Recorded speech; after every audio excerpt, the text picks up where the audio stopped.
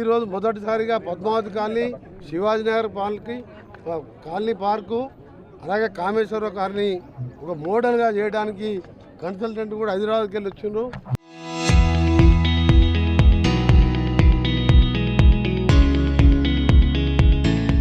అవన్నీ కూడా డిజైన్ కూడా చేసి ఒక వారం రోజుల టెండర్లు పిలిచి పార్కులు అభివృద్ధి చేయడం. రెండవది డ్రింకింగ్ వాటర్, శానిటేషన్, ఎలక్ట్రిసిటీ.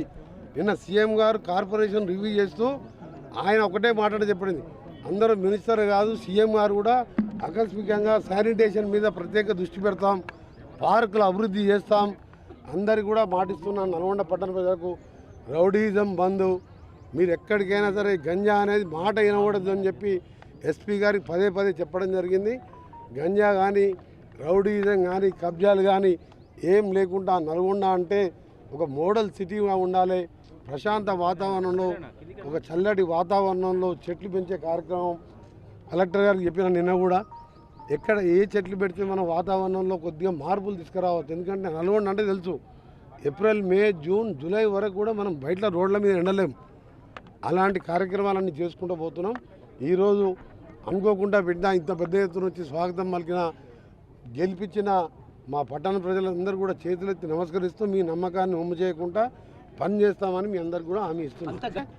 మొత్తం కూడా ముఖ్యమంత్రి గారి దగ్గరికి అంత ప్రజెంటేషన్ తీసుకుపోయి వెంటనే నిధులు తీసుకొచ్చి నల్గొండను సూపర్ ఫాస్ట్గా డెవలప్ చేయాలి, సూపర్ స్మార్ట్ సిటీగా చేయాలన్నదే నా జీవిత లక్ష్యం. 5 సార్లు ఎమ్మెల్యేగా, మినిస్టర్గా, ఎంపీగా గెలిపించిన వీళ్ళ రుణం తీర్చుకోవాలంటే ఇదే కాదు, మళ్ళా జన్మలు ఇంకా 10 జన్మలు ఇచ్చినా రుణం తీర్చుకోలేము. అందుకనే ఈ సమయంలో వృధా చేయకుండా, ఒక్కరోజు వేస్ట్ చేయకుండా, ముఖ్యంగా శానిటేషన్ని, డ్రింకింగ్ వాటర్, ఎలక్ట్రిసిటీ ఈ సమ్మర్లో 24/7 నేను, కలెక్టర్ గారు, మేయర్ గారు రెగ్యులర్గా మానిటర్ చేస్తాము. చరిత్ర సృష్టించినోడు ఇప్పుడు ఆ చరిత్రని తిరగరాయబోతున్నాడు. అబద్ధాల గోడల్ని బద్దల కొట్టి నిజాలను రాగా మీ ముందుంచబోతున్నాడు. నిజమైన వార్తల కోసం వెంటనే డౌన్లోడ్ చేసుకోండి రా యాప్ని.